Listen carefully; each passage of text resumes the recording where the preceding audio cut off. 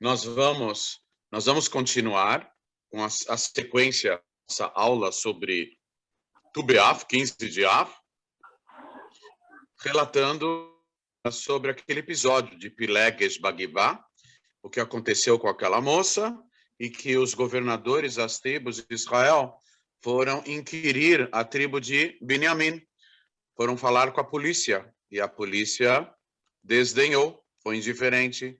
Foram falar com os juízes de Binyamin, eles não deram a mínima. Foram falar com os sábios, e os sábios também não deram a devida importância. Então, as tribos de Israel resolveram decretar guerra à tribo de Binyamin. No começo, eles perderam a guerra, a tribo de Binyamin era extremamente hábil na arte da guerra, e eles tinham cometido o erro de não terem consultado o peitoral do Cohen Gadol, do sumo sacerdote, aquelas pedras que iluminavam e que davam o pódio de Deus, Urim e Tumim. Depois que eles consultaram Hashem, então eles tiveram, e nessa guerra total, quase que Binyamin foi dizimada, quase. E eles fizeram um decreto que ninguém mais poderia casar com os descendentes, com os membros da tribo de Binyamin. E depois os sábios chegaram à conclusão que uma tribo não poderia se perder e esse isolamento não poderia perdurar, e entenderam que aquele herem, aquele decreto era somente para a primeira geração. E quando decidiram que as próximas gerações sim poderiam casar com os membros de Binyamin, isso ocorreu no dia 15 de Av. Mais um evento do 15 de Av. O rei, depois da morte do rei Salomão, Shlomo Amelech, Hashem decretou a cisão do povo de Israel em 2 estados. Ao sul, o estado de Judá, e ao norte, o estado de Israel. E ao norte, os reis eram idólatras, com raras exceções. Ao sul, os reis eram justos, tzadikim, com raras exceções. E Yerovam ben Nevat, o primeiro rei do estado do norte, colocou estátuas no meio do caminho, proibindo, e já que a idolatria era algo irresistível naquela época, colocou estátuas e proibiu o povo de Israel, as tribos do norte, de irem para o templo durante os 3 festivais, que eram Pesach, Shavuot e Sukkot, que tem uma mitzvah, uma obrigação de todo o povo de Israel peregrinar para o templo. E um rei chamado Hoshea ben Alá, gerações depois, ele anulou e removeu essas estátuas enormes dos caminhos, das estradas que levavam a Jerusalém, e permitiu com que as tribos de Israel fossem visitar o templo, na grande confraternização. Essa decisão desse rei foi tomada no dia 15 de Av. Mais um evento bom e positivo dessa data, 15 de Av, foi um episódio interessante dentro do templo sagrado em Jerusalém. Havia famílias que faziam doações de componentes ou mantimentos que havia necessidade deles serem usados dentro do Beit HaMikdash, do templo. E uma das coisas era a lenha para o altar. E havia uma família especial que ela tinha a primazia, a honra de fornecer, era uma família muito especial espiritualmente, ela tinha a honra de oferecer a lenha para o templo, mas só poderia oferecer a lenha até a data de 15 de Av. Por quê? Porque a partir da data de 15 de Av, o sol fica mais fraco na terra de Israel. E há uma proibição de se fazer as oferendas em cima do altar com lenhas que fossem bichadas, com vermes. Então, as lenhas eram secas ou secadas no sol, e a partir do 15 de Av, o sol ficava mais fraco. Então, não haveria possibilidade de se secar a lenha, e não poderia entrar a lenha com vermes no templo, porque somente a secagem por meio do sol é que tirava todos os vermes. Então, essa família dava lenha até a data de 15 de Av, na época do templo. E já que ela parava de doar no 15 de Av e já tinha doado toda a cota para o ano inteiro, então no dia de 15 de Av, quando se termina uma mitzvah, existe uma refeição. Então faziam uma festa enorme dentro do templo, essa família que bancava essa festa, porque ela terminava de oferecer para o templo a lenha, já que a partir de 15 de Av não haveria mais a possibilidade de secagem da lenha, já que o sol estava mais fraco. E quando se termina uma mitzvah, existe uma refeição festiva comemorando a conclusão do período dessa mitzvah, dessa doação. Então, havia uma festa enorme no templo no dia 15 de Av. Esse é o quinto evento que ocorreu nessa data de 15 de Av. O último evento, uma das coisas tristes que ocorreram no Tisha B'Av, 9 de Av, foi a queda da maior cidade da antiguidade, segundo o Talmud, que era a cidade de Betar. Ela foi totalmente dizimada e os seus habitantes mortos da pior forma possível pelas legiões romanas do imperador Adriano, 49 anos depois da destruição do templo. E esse imperador era muito mau, ele era um perverso. O que ele fez?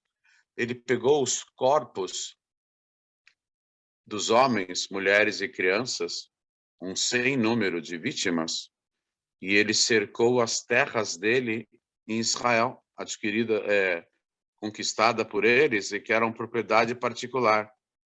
Ele colocou esses corpos que estavam enrijecidos, depois de alguns dias e mortos, ele colocou prendeu com estacas, coisa e tal, colocou um do lado do outro, ele fez uma cerca gigantesca em quilômetros, delineando as terras dele, com os corpos dos homens, mulheres, crianças e idosos que foram mortos na conquista de Betar, que eram um sem número, um número incalculável de pessoas.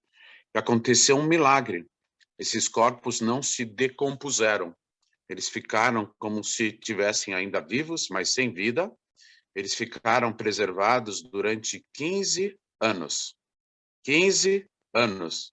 Com a morte do imperador Adriano, como era costume do Império Romano, quando morria o imperador, todos os decretos dele eram anulados. Então, foi anulado o decreto da proibição daqueles corpos serem enterrados. E, a partir daquele momento que faleceu o imperador Adriano, puderam enterrar os corpos de centenas de milhares ou de milhões de pessoas, ou mais que isso, mais que centenas de milhares, muito mais, de corpos puderam enterrar. Tanto que tem uma bênção que nós fazemos no meio do Birkat Hamazon, que é uma mitzvah da Torá, abençoar a Deus pelo alimento nosso de cada dia, particularmente refeições à base de pão. Então, bênção lá que se chama Atov Ve'Ameitiv, é uma bênção intermediária da sessão de bênçãos do Birkat Hamazon. Essa bênção foi decretada pelos sábios no dia que eles puderam enterrar os seus mortos. E que dia que era esse? O 15 de Av. Então, todos esses eventos em épocas diferentes e eventos de natureza totalmente diferente todos ocorreram na data de 15 de Av.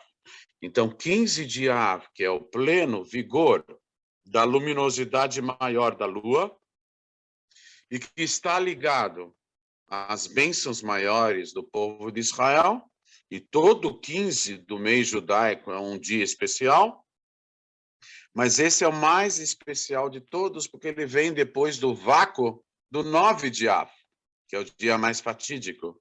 Então, contrastado com 9 de Av, esse 15 vem trazer uma irradiação maior da luminosidade infinita de Deus. Por isso que consta no Tratado de Tanit, no Talmud, que diz que não haviam dias tão alegres para o povo de Israel do que o dia de Yom Kippur e de 15 de Av, Tu B'Av, ou Shiva Asar Bemenachem Av. Esse dia ficou eternizado. Nós lembramos esse dia hoje em dia, não há mais eventos porque ele tinha um significado especial na época do templo. Mais uma vez que o templo foi destruído, hoje em dia só lembramos essa data, mas ela não existe mais a festividade, porque a festa maior desse 15 de Av era justamente quando o templo estava de pé. Mas é um momento especial para tomarmos boas decisões em relação à nossa espiritualidade e conexão com Deus, e mesmo que esse dia aparentemente não seja alinhado no exílio com outras datas festivas, é importante que nós saibamos do depoimento do Talmud que foi escrito, compilado, inscrito sob inspiração divina, de que nunca haviam dias tão especiais na época do templo do que o dia de Yom Kippurim, o dia máximo do calendário judaico, e do 15 de Av. Então, que realmente a gente possa aproveitar essas 24 horas que começam na próxima quinta-feira à noite, aproveitando os fluxos de espiritualidades que possam nos impulsionar para cima, numa conexão maior com Deus, e com certeza nós vamos usufruir essa data tão festiva a partir do momento e da revelação do Mashiach e da reconstrução do templo, com o ressurgimento do templo, que será o terceiro templo último e definitivo, quando nós entenderemos realmente a essência maior dessa data tão especial, que é 15 de Av, e que é um consolo pelo vácuo espiritual de 9 de Av. É a luz que vem depois da escuridão, como consolo pela perda, em todos os sentidos, ocasionadas 9 de Av. O 15 de Av, 6 dias depois do 9 de Av, é o verdadeiro consolo pelas fatalidades ocorridas, e realmente é uma forma de nós nos elevarmos mais àquele conceito de uma subida que foi impulsionada. O impulso da descida com uma subida, uma elevação muito maior, que é representada pela data de Hamishá Asar Bemenachem Av, que é, na verdade, 15 de Av, Tu B'Av, essa data tão especial expressa na literatura talmúdica e que procuramos compartilhar agora com vocês toda a essência maior dessa data. Data no judaísmo não é só um número no calendário. Data é a expressão de um dia especial. Esse dia, ele é o reflexo de uma série de transformações que ocorrem nos mundos espirituais, acima do tempo e do espaço, mas que acaba essa irradiação espiritual da data acaba sendo expressa por meio do dia dentro do calendário judaico, no caso aqui, Hamishá Asar B'Av, Tu B'Av, 15 de Av, essa data tão especial do povo de Israel. E que, em mérito dessa nossa aula, que quando nós estudamos esse assunto no aspecto teórico, em relação a alguma coisa que não possa se efetivar na prática por conta do exílio, Então, Deus considera o nosso estudo como se fosse, no tempo do exílio, como se fosse a prática dos assuntos envolvendo o dia. Então, que o mérito desse estudo possa desencadear a tão almejada redenção, que se encontra muito próxima a qualquer momento, e a qualquer momento mesmo, se Deus quiser. Amém. Nós vamos agora deixar os próximos minutos, pessoal, para vocês poderem fazer as suas perguntas. Eu pediria que as perguntas fossem relativas ao assunto, aproveitando a sequência do tema proposto. Por gentileza, tenham a bondade. Ivan vai abrir os microfones. Shalom, boa noite, Rabino. Tudo bem? Roberto, tudo bem? Tudo bem, graças ao Eterno. Você poderia, por gentileza, repetir a sua, no primeiro momento, a sua fala com relação a Hassatan, da Sim, em hebraico, Ha-Satan, Rei é 5, Sin é 300, já dá 305. Tet é 9, 305 mais 9 dá 314. E Nun dá, não tem que dar alguma coisa, Ha-Satan, deixa eu ver aqui. Tem que dar certo, 364, né? 24. Vamos lá de novo. Rei é 5, Sin é 300, 305. Tet é 9, 314. E Nun é 50. 314 mais 50, quanto que dá? 64. 364. O Hassatan, o Satanás, ele tem o império da atuação dele em 364 dias por dia. Tem um dia que ele é totalmente inócuo, anulado e sem ação. Qual é o dia? Yom Kippur. Yom Kippur. Yom Kippur. No dia de Rosh Hashanah, ele é nocauteado pelo toque do shofar, mas ele está presente, ameaçando o tempo todo. Mas ele está nocauteado no dia de Rosh Hashanah pelo toque do shofar. No dia de Yom Kippur, ele não foi nem convidado, está ausente. Isso no calendário... No calendário solar. Mas tem assuntos do calendário judaico que também se baseia no calendário solar. Por exemplo, o fato da festa de Pesach cair na primavera, as estações, porque nomes das festas vieram da Babilônia. Elas tinham somente números na Torá. E aparece o Haga Aviv, aí aparece a festa da primavera, o Pesach. Então, a festa da primavera tinha que ocorrer na primavera. E as estações do ano são delimitadas pelo movimento envolvendo o Sol.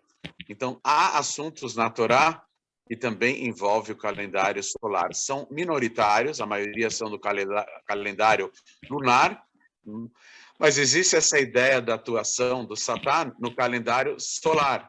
E o único dia que ele não atua é o dia de Yom Kippur. Por isso, Ha-Satan, o Satan, o rei, é o artigo definido o. Ha-Satan, o Satan, é a gemátria, a numerologia de 364, excetuando-se um dia por ano, que é o Yom Kippur. Então, se eu for olhar no calendário lunar, seria o 248 seriam dias? 354, né? Mas deve ter alguma conexão especial do Satã com o calendário solar e que não com o calendário lunar. O lunar é muito sagrado, nem tem lugar para comparação com o Satã. Então, algum aspecto do Satã está ligado com aquele calendário que não é de base lunar. Ok, obrigado, tá bom? Fazendo a mesma gematria, Mashiach também... Quem está falando, Leandro? Leandro? Isso, eu mesmo. Tudo bem, Leandro? Já estou te reconhecendo. Maravilha, muito bom. É sempre bom falar a respeito da aula. Mashiach, ela tem a mesma numerologia que a serpente, né? Também Sim, Nahash. Nahash, muito bem lembrado. Vamos fazer o cálculo, tá? Nahash. Quanto é Nahash? Nun é 50, Het é 8, E Shin é 300. 300 mais 50 mais 8 dá quanto? 358. Vamos ver quanto é Mashiach. Mem é 40. Shin é 300. 340. Yut é 10. 340 mais 10, 350. E Het é 8. 358. Por que Mashiach é o mesmo valor numérico de Nahash, de cobra? Por quê?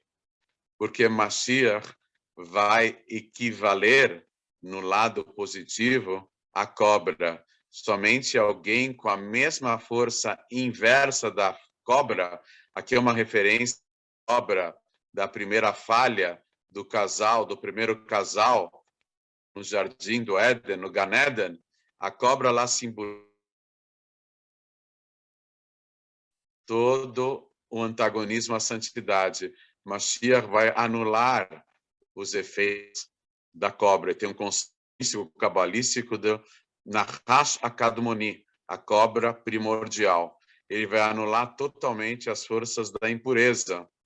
Então, para poder anular, ele tem que ter uma equivalência, uma força equivalência no lado da santidade. O Mashiach, que o valor numérico é 358, vai anular a cobra e os efeitos da morte no mundo, que a morte no mundo venha por conta da primeira falha, e isso ocorrerá quando Mashiach, na verdade, Mashiach é um emissário, quem vai fazer isso é Deus, mas Mashiach é o emissário dele, ele vai anular os efeitos da cobra, por isso o valor numérico dele é exatamente o mesmo da cobra, só que no lado da santidade. Bom, Rabi, só mais uma pergunta a respeito do templo em si, que nós estamos falando a respeito. Sim. O trabalho em si, hoje em dia, não podemos cumprir todos os estatutos. As orientações, sim. De acordo, não sei se eu já vi alguns falando a respeito que nós cumprimos só 248, que de acordo com nossos órgãos, nosso corpo está ligado com alguma coisa, ou não? Sim, sim. No Talmud está escrito e é lembrado no Tânia, em várias obras da mística do judaísmo, é lembrado isso no Talmud, que as mitzvot da Torá, que são em número de 613, elas são 248 preceitos positivos e imperativos do tipo faça, e tem 365 preceitos da Torá do tipo negativo ou proibitivo, do tipo não faça. 248 estão ligados com 248 órgãos do corpo, mas na verdade não são 248 órgãos do corpo, são 248 órgãos da alma, que se superpõem a 248 órgãos do corpo. Esse número de órgãos do corpo não é o número classificado da anatomia médica, é uma outra classificação. E os 365 preceitos proibitivos estão ligados com as 365 veias, artérias e nervos principais do corpo humano.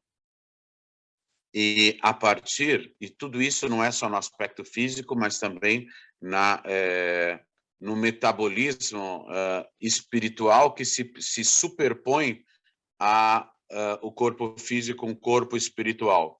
E por meio do cumprimento das mitzvot da Torá, nós conseguimos nos conectar totalmente com Deus, conforme explicado no próprio Tânia. O Tânia, no transcorrer dos capítulos do Tânia, tudo isso é esclarecido, vale a pena dar uma conferida no texto que já existe disponível em português, já passei inclusive aí o PDF, do texto do Tânia em português, né? Vale a pena ver. Então tem uma ligação, a ligação numérica não é uma mera coincidência, a ligação numérica que é expressa pelo conteúdo maior da Torá é a forma de ligar os assuntos com o objetivo de expressar a conexão espiritual entre eles.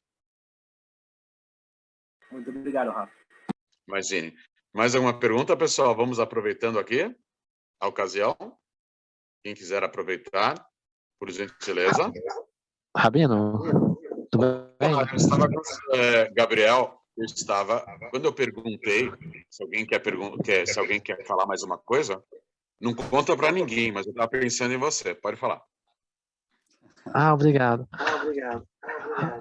Rabino, sobre o Yom Kippur, no caso, quando a gente comete algum erro contra Deus, a gente deve mencionar os nossos erros na reza ou deve esperar o dia mesmo de Yom Kippur para pedir pelos perdões dos pecados cometidos?